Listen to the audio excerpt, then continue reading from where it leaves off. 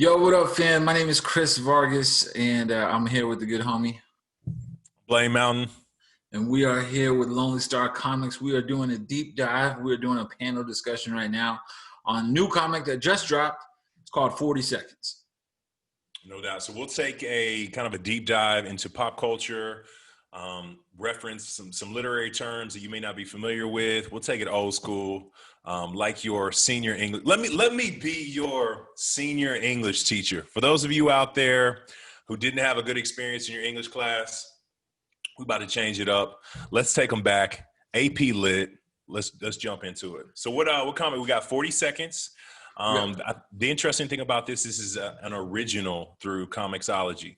They've started to dabble into original content, which I think they're about 2 years late to the game. A lot in 2018, when ComiXology really started to gain some momentum and traction as far as publicity, people thought that they were going to start dabbling in originals right away. So it's taken quite some time. They've built up their catalog around existing comics and using other publishers, and now they're kind of setting themselves apart as a publisher themselves. So I think we're going to get more and more comics. This 40 seconds is something that I really enjoyed. So let's jump into it. Let's get into it, man. So 40 Seconds is written by Jeremy Hahn. Of course, the artist is Christopher Mitten. Yes. It's colorist by Brett Wilder, and we'll probably chop up these names. And the letterer is by Thomas Mount. Cool. So I want to give that shout out to their creative dopeness here. Awesome. With Lonely Star, our big thing is a lone star is a lonely star. So we recognize the importance of teams, how difficult it is. So the fact that this thing came out into the world and they put it together, always salute. Always, for sure. All right, let's look at that first page. So that first panel, 40 seconds. Lady shows up, mysterious lady, kind of gypsy, alien looking woman. Yeah, so for those of you who've read Dante's Inferno, this kind of has that vibe. Dante's Inferno was inspired by like the love of his life. Supposedly they only met 2 different times, and he was very much infatuated with her.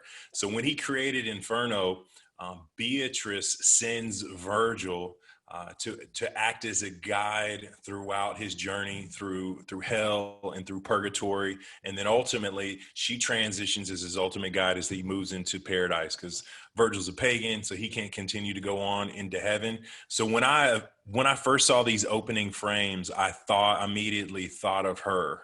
Like, is she going to take on this kind of Gandalf mentor Virgil role, because she's crying out for help? We have a sense that she's from another world, which I think is cool. And then immediately out the gate, how do you feel about them from the opening panel hitting us with 40 seconds, the name of it? I like it. It's obviously got to be in reference to something, right? Like, what is the 40 seconds? They never do a countdown. Spoilers. They never do a countdown for the 40 seconds. They just it's 40 seconds. So I'm wondering what that 40 seconds is. Cool. Yeah, in my first initial read, I was just less cognizant of it. Like they use it as a motif kind of all the way throughout it. And then I began to recognize possibly what it is. I'm still not certain. And we're definitely going to spoil anything and everything in this comic. So if that's what you're here for, a deep dive, that's exactly what we're doing. Go ahead and share your screen. Let's see that first opening page. Okay.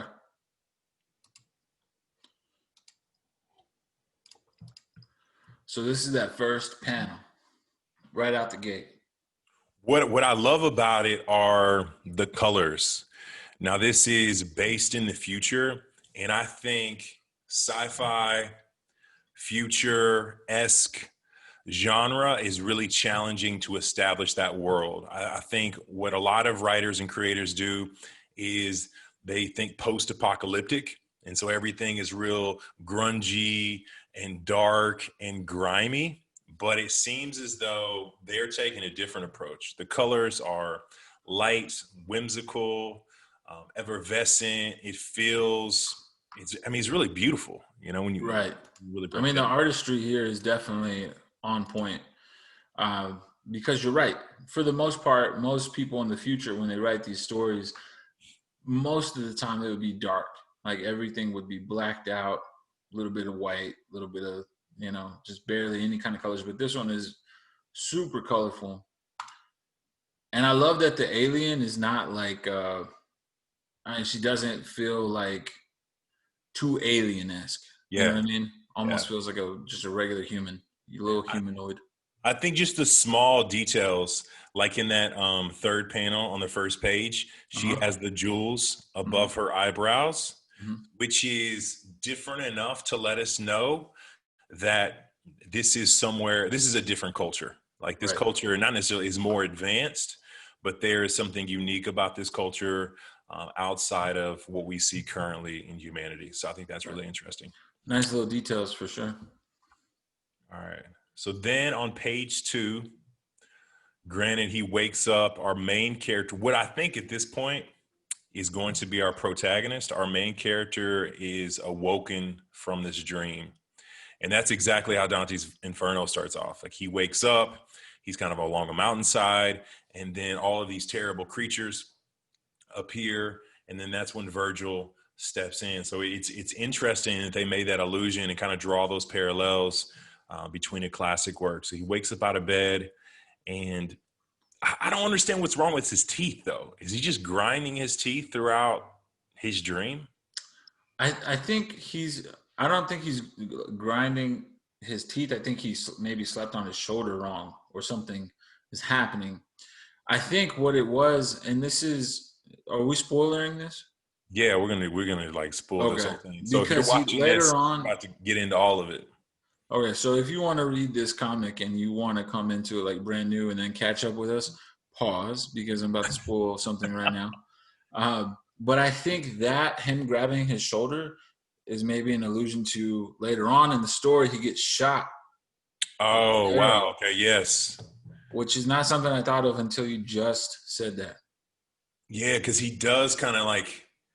So maybe it's foreshadowing. Right, It's letting us know that even though, because I mean, this is all about time travel and moving through space time continuum. This right, idea um, that the present is very much connected with the future and the past. That they're right. all simultaneously occurring in this strange way. Cool. No, I didn't think about that either. You're exactly right. Because at the top of the panel, Hmm. pull up page 2. Yeah, I got it. All right, panel 1. Hmm. You'll notice that there is like the red. Does yours have like this red Yeah. outline? Hmm. Yeah, it's almost like this spark that's still left over from his dream that's Right. made it into the world. Let's talk about just sci-fi in the future in general. One thing that I'm always leery of is the creators trying to strike a balance between the future and the present as far as technology is concerned. Right. Right. So I was watching Expanse a couple weeks ago, and what I noticed, one of the lead characters, he goes into his boss's office, Uh-huh. and she has an essential oils diffuser, Oh wow. and it's the exact same one that I have in my house. Uh-huh. So I'm like, this is supposed to be 300, 400 years into the future. And she's got all these like little diffusers that are very similar to what we have at the crib. And I'm like, it just threw me out of it. Cause I'm Right. It like, takes you out of it. yeah, like they can Yeah. travel through space, but really they're clinging on to essential oils. Like I wasn't expecting essential oils moms to really be able to hold on and to age well for 500 years into the future. Right. Shout out to all my essential oil slinging moms. Lavender, we love it. You know what I'm saying? Yeah. Just lather it It in it. it's one of those things where it's verisimilitude. You know what I mean? Like it doesn't like it'll take you right out of the movie. When the Yeah. moment you recognize that something is not supposed to be there. So in Expanse, granted, I'm sure diffusers will always be somewhere in our mainframe, right? Yeah. But for them to not have advanced and Yeah, when it's the exact same model and mold, it just feels. Take you right out. It takes out of it. All right, so let's first of all, Chris Vargas gets an A+, dropping the lit terms. For those of you not familiar, this is an extremely important term when you're looking at any medium, verisimilitude. It's this idea is trying to create a world in which everything feels real, right? Reality. How similar, that's one way that I think that I remember the term, is how similar is what you're creating to a real world, because your goal is to ride that line to where if it feels advanced, but at the same time it feels like it could actually happen. So check that out, all my APE people. Thanks for riding with us. Let's keep it going. Cool. Then he gets introduced to his team that he's going to be working with, the team dynamics. So we know that he's not going to be a Lone Ranger style character. That this journey is very much going to be about him and his squad. What'd you think about like that they introduce them, but nobody has a name. I was going to ask you that. I was like, what are these characters' names? So at this point, we don't get names. We don't get names. We get numbers. Yeah, which is cool. Like, it's cool and it's not cool. Because I was about to say, is it really cool? Yeah. You know. But if you never knew that if names were a thing and everybody was just going on numbers, then sure. But there's got to be names in here somewhere. Do you think our world evolves to where we don't have names, to where we're just given numbers? I don't think that they would take that away from us. I would hope not. Yeah, I don't think there's something kind of, I wouldn't say militant about having numbers, but there is something kind of militant, you know what I mean? Because it almost feels like, where's your value? Is your value in the higher number, or is your, you know what I mean? Not that a name should give you value, but. And I think it could work if we weren't introduced to their family. So when they're sitting around the table, they're chopping it up. Can you pull that up on the screen? Yeah. When they're sitting around chopping it up, one of the first things she does is she shows a picture of her daughter. So it makes sense if they remove them from society and they're like these killing machines, or they're this sci-fi futuristic astronaut who has this mission, and they want to kind of strip them of their humanity, so they only refer to them as their numbers. Mm-hmm. But they very much have a past. And they're still connected to it. And yeah, so it's strange that they're referred to as numbers, but maybe there's more to it. Maybe there's a significance. Maybe the number 3 is going to be representative of who they are as a character. Like 3 typically rep this idea of this triune. Mm-hmm. We think of the Father, the Son, the Holy Ghost, and there's all these different aspects that are associated with numbers. I don't know if they're trying to take that approach or not. Right. Well, like the Umbrella Academy, they're all named numbers, right? And their numbers are based upon their powers and their abilities. So it's like a ranking, a hierarchy of their names towards their level of power. So that's what I thought of. And then whenever they did this, it kind of took me out for a second, because I was like, what's the point of having number names if they already have regular names? You know what I mean? And with Umbrella Academy, it makes a lot of sense because it speaks to their adopted father's emotional disconnect. Right. He loves them, but he doesn't want to get too close to them because he has this mission that supersedes his relationship with them, and ultimately that's a part of all the back. I mean, they got daddy drama, you know. They got daddy baggage because the fact that he treats them like numbers in a lot of ways, and he doesn't treat them like kids. They don't get the opportunity to grow up. So with Umbrella Academy, I mean, I'm with it. You know what I'm saying? I feel like it makes a lot of sense. Granted, having read Umbrella Academy in its entirety, I can say that in hindsight, I don't know if I would have been able to make that distinction at the beginning of Umbrella Academy like we're doing here. So. But it just kind of, it makes me wonder, like, what's the point of giving them number names, though? You know what I mean? Because, like, if they're number names, then it really wouldn't matter if they have a family or not. You know, like, there's no real reason to share any of that. Yeah. So we'll see. We'll see how it goes. All right. And then from there, they show up and they're being prepared to be transported into the future, or I guess into this not in the future, but into this parallel. I keep saying the future because when they advance and they find that suit, it looks like it's been there longer Mhm. than it should have been. So to Well, give you, go ahead. and they talked about it, right? The first mission was how many years ago? It 4 years says, ago. yeah, It was 4 years ago. So they get a debriefing about the mission that they're about to go on, and it was 4 years ago that they tried to do this thing. They got a distress beacon, and so they got schematics for building a technology like a big old gateway, essentially kind of like Stargate, yeah. to where they could travel and traverse into different planets, right, into the future. And so that's what this whole mission is about. Is trying to figure out where that distress beacon is coming from. I like the Stargate as a vehicle to travel through space. I feel like Right. that's the only way that really makes sense, Right. to create some type of energy force, and then you have your characters step into that energy force. That just seems More like practical. it just seems practical, right? From a I lot of agree. different perspectives. Now, I do have questions the next time that it shows up, because when they travel through it, it's still present to where they've arrived. So the schematics of that, having that thing move alongside with you into space, Right. that was the one part that I thought, how would they create technology that was able to, well, I guess if you can identify where it's going to land and you find a landing place for that technology. Right. I would imagine they would have opened up the gate and then sent through all the equipment to build the next gate. Oh, Right. so that's how you visualized it. Right. That's how I visualized it. Okay. All right. That makes sense.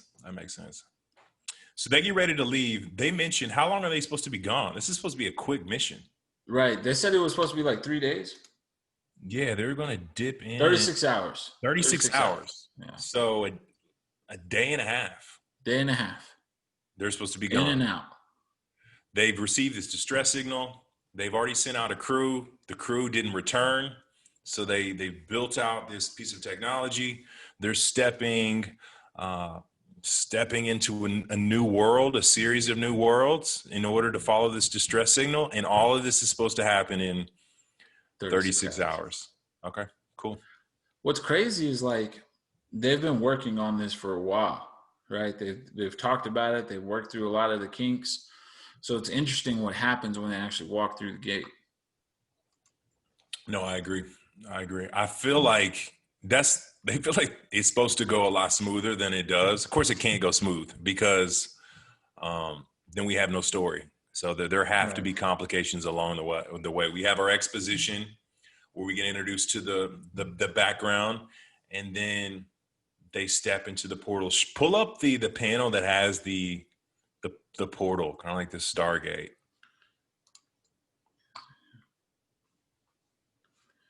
It looks really cool. Yeah, I think that is like, shout out to our artist.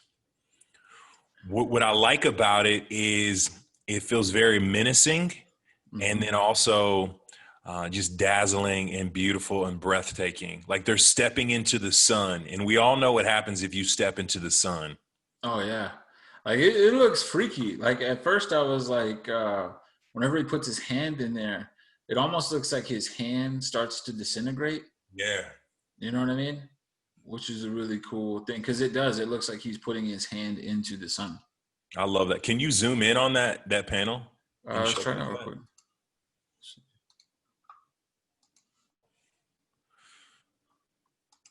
So double click, see if it'll work. Okay, cool. Yeah, you can zoom in that way. Yeah, I think that was one of my favorite panels from this entire work, was this moment right here. And then the fact that they stack the image, so we see his hand and his physical, and then it moves into this like this gas or this some type of just like light, this stream of light. I thought that was Right, it just breaks apart, which is yeah. it's pretty legit. What I did like too is that they didn't really explain the whole gate technology. Yes. Like literally in the next frame, they're just there. Boom. Right? Just instant. I mean, that's always crazy. the issue, is that when the creator, the writer overshares the technology, the more you try to convince me that this is the real technology, I feel like it has the opposite effect. Right, because you're breaking it down. You're tearing it apart in your mind. You're like, this wouldn't really work. That Yeah. doesn't work. That, yeah. So if you were to keep that secret and you just make it happen, Let's make it happen. yeah. Like the I think future that, needs to feel like magic. All of it right, needs to feel like magic. Like I don't know how this happens or why this is occurring. It's all magic. It's like if we took Abe Lincoln and we brought him to 2020, which would be terrible, right? right, yeah. This would be a horrible year for Abe Lincoln. The worst time to show up. He's like, I made all these sacrifices. They murdered me, and y'all still out here wilding. But yeah, everything would seem magical. So I think that's the key, and that's what I love about 40 Seconds is everything feels very magical. They feel like wizards, Right. but it's grounded. We know that it's grounded in some levels of science. So I think that's really cool. Cool. All right, so they show up into this new world, and immediately we begin, it refers back to those initial colors that we saw in that opening page. A lot of the same color palette, the pinks, the purples, the light blues, some very faint oranges. And that lets us know that he's one step closer to his mission, to a mission that his teammates and his colleagues don't know about it. They don't know that he hasn't shared this dream with them at this point. So I think it's a very powerful moment. Let's talk about their iPhones. I mean, they don't have iPhones, right? But that's always the parallel that I'm trying to make it connect with. Is how are they commuting? They're communicating, they're transponders. So they have it set up on their wrist. Right. On page, what page is this? I think it's like page 12 of 22. Something like that. So what I think is cool, and when she presses on her transponder, it's almost like a cloud. Right. Like a gas. Right. The way that it pops up is like a. Yes, it's almost like like a hologram. Right. But it feels it seems like even more advanced than a hologram. I think they nailed that particular piece of technology. I thought it was pretty remarkable. All right, so they do a little bit of searching. Their job is to collect as much data as possible. So they work through, they go on their scouting report, and then that's when they stumble across a part of a suit. And we don't know for certain if it's a suit from one of their the previous teams, right? Right. We don't know. It doesn't say. Okay. They stumble across it, and it looks very similar in the color scheme of the suit. It looks like the suits that they're wearing. So we can infer that it is one of their team members. Okay, cool. And then we see that second gate. So they all take off to a bolt. Go ahead and pull that screen up, that page, if you can. Okay. Share it. And they say, there it is, Cordova. We've reached the second gate with minutes to spare. Got a nasty storm rolling in right behind us. We got to get out of here. So what drives the action into the next scene is the fact that a storm is occurring. And so the second gate, that's what I don't understand about how they're moving from gate to gate. Was that gate previously there? Talk me through that. I didn't understand all that part. So that's what they were talking about in the debriefing, right? Is that the second team. So originally the beacon came from like 4 million light years away or whatever. And the first team got 1.4 million light years away from where they were, right? So they did build these gates already. So the gates were already built. The humans or the people who reached out to them with the distress signal? The humans had built those gates. So they got about 1/4 of the way there before they went missing. All right. And they never got to know what happened. So part of their mission was to figure out what happened to the other team. All right. So back to what you were saying before. They go through the gate. They show up. They set up camp. They create a new gate. They build out a new gate. They advance. They keep building the gates as they enter into these new worlds, as they get closer to the destination. Right. Okay. Which would make sense as to why there was no equipment there that they needed, because you can't take a whole bunch of stuff with you. Can't be lugging it through all the time. And then on that panel or on that page, the last panel, Mm-hmm. they reach out to the gate, and then we see the 40-second text pop back up.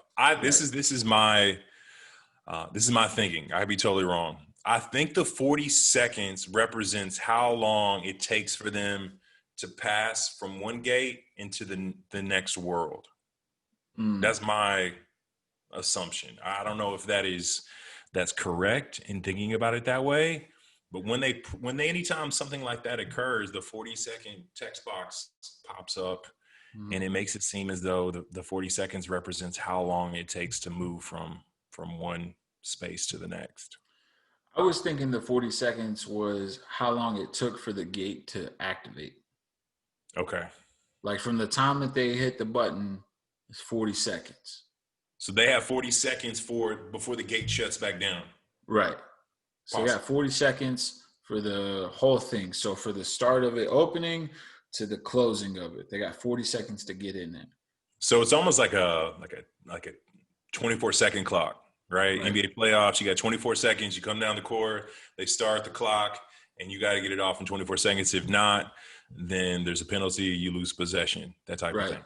Parallel. That's what I'm thinking, but it's never really explained. So these are just assumptions that we're making at this point. Okay, cool. But you can see in the next panel like that, the gate is not completely open, right? Mm-hmm. Like it's kind of breaking open, if that makes sense. Okay. Like starting to fuse up or whatever you want to call it. Because it continues to pop back up, that text box where it says 40 seconds, and then a couple panels pass, and then it says 40 seconds again. Right. And it's, like I said, there's no countdown timer, so I don't know what the 40 seconds is in reference to. I don't know either. But immediately what happens when they pass through the gate is they are met with a full force, like hundreds, if not, several hundred It's warriors. probably definitely several hundred. Yeah, we see a shadow, kind of an outline of these creatures. They're throwing what look like spears, though, like wooden spears. Definitely look like spears. So it doesn't feel like it's a technologically advanced society that they pass into, but they're met with such a force almost immediate. Like it's like these people were waiting for them. Right. And they had been signaled somehow. Maybe it creates an energy force, almost like a beacon. I can see people who are living on the planet rushing to the gate, and they're prepared to see this enemy force. It reminds me of maybe the force that Christopher Columbus should have been met with, right? Americas. You know what I'm saying? You ain't lying, bro. Like, nah, we heard about your boy Chris, young Columbo. He ain't about to run up in here and give us all some kind of crazy fever. Right. You know what's crazy is that spear, though, and I was thinking about this. It looks very similar to what old boy is eating with. Because what he's eating with at the beginning almost looks like one of those spears. Maybe, it could definitely foreshadow that. They're about to be devoured, right? Right. This essence that they're just going to eat them up. Because what he's eating with is not a fork and it's not a spoon or anything like that. It looks kind of like what that spear is. And obviously it may be more advanced than it seems, just a stick, because it is able to pierce his armor. Right. You think Which they would have constructed? Yeah. I thought that's wild. All right, so then they jump through. It looks like they jump back through the gate again. They go back into it. They retreat, and they're in a new world. And it looks like somewhat of a safe haven, and they're surrounded by buildings, some structures. Right. So what happened was there's definitely some buildings here. So there's civilized people there, right? Pull up the page where we can see it on the screen. Some of the arrows followed through with them. Yeah. Which is interesting to note. Because that means that you don't really need that suit to go through the gate. Yeah, the suit's at least not if you're a person. Maybe, I don't know. Makes sense. Because Right. sometimes it's tied to the Right. suit and the technology. That doesn't seem the case. I like the fact that they've introduced these different moons. Mm-hmm. Like out in the distance, there's these two moons that are orbiting around this planet. Mm-hmm. I think is really cool. Um, Now, my question to you, and we'll end it on this note: will he die from this wound?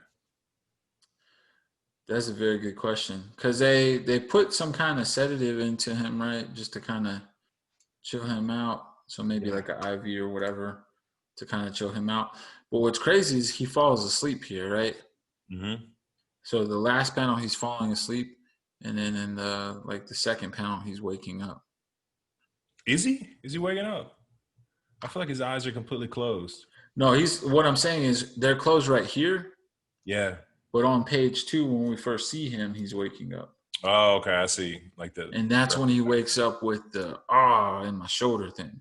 Yeah. Oh, okay. All right. So it's taking us full circle. Right.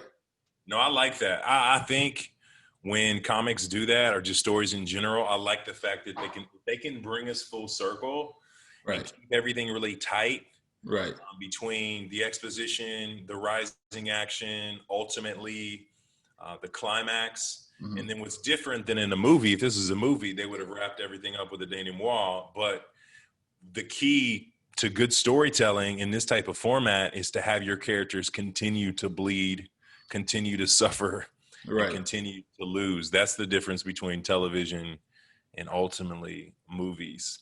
Right.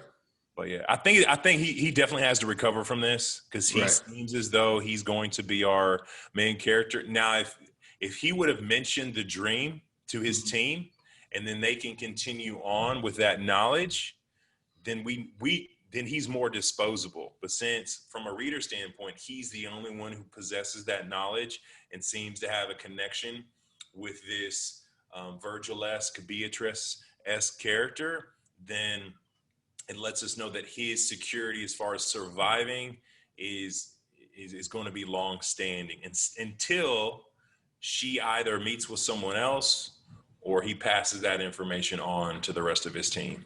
That's going to keep him in the game. Mm. That's my um, that's my prediction. Hmm.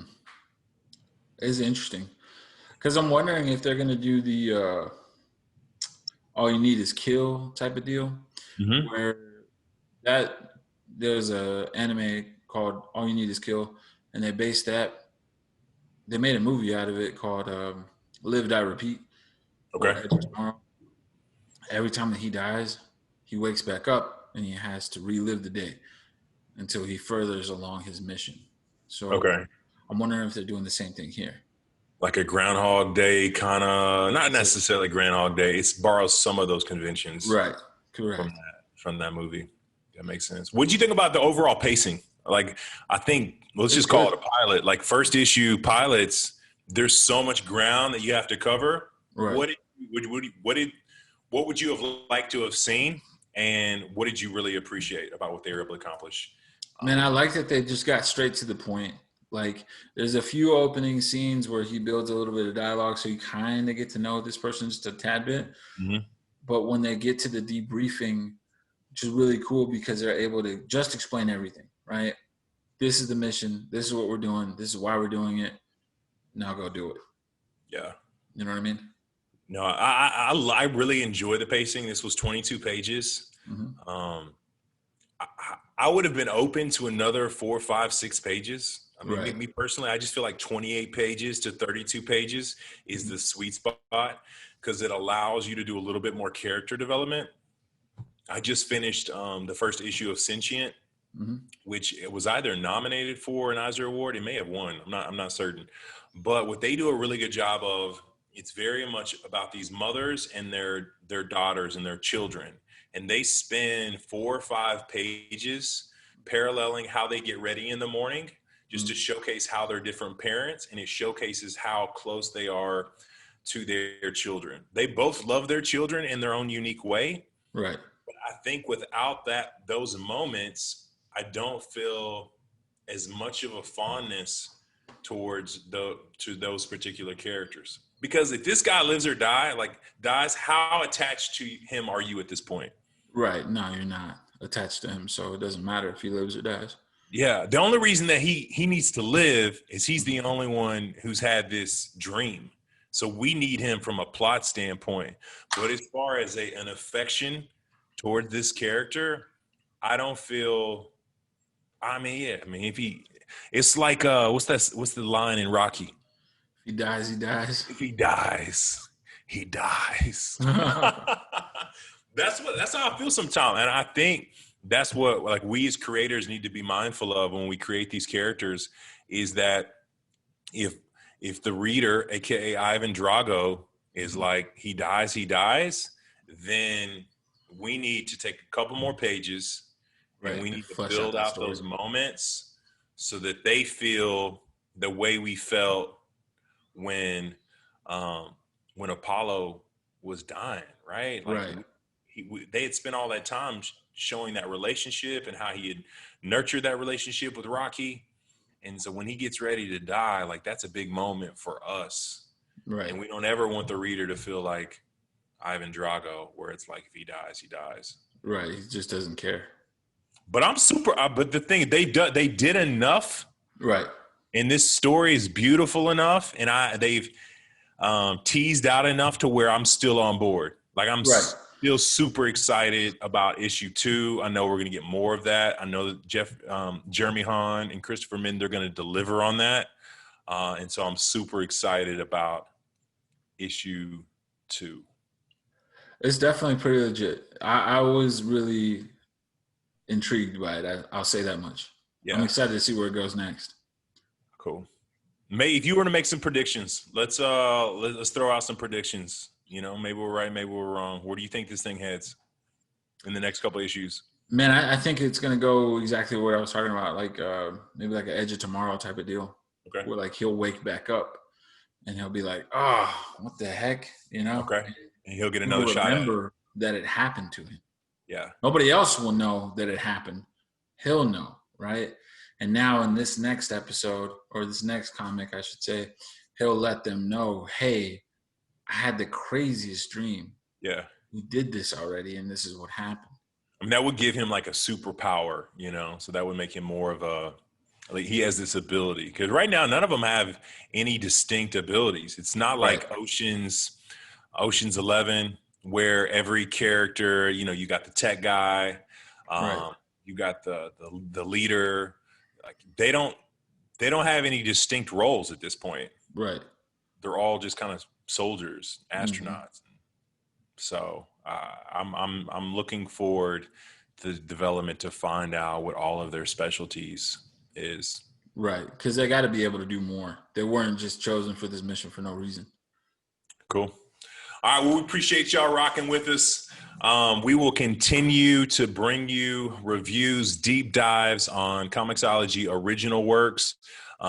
Our question to you, down deep in the comments, if you would respond, what are some sci-fi futuristic elements that pull you out of a story? Like, what are your non-negotiables when it comes to storytelling in the future? Verisimilitude, term of the episode. We want to talk about that idea. We'd love to hear what are yours. Mine is definitely essential oil diffusers, right? If we're 4,000 years in the future, they cannot be stage center on the front of a desk. It's just a no-go for me. We'd love to hear from y'all. Until next time, We outie. salute. Peace.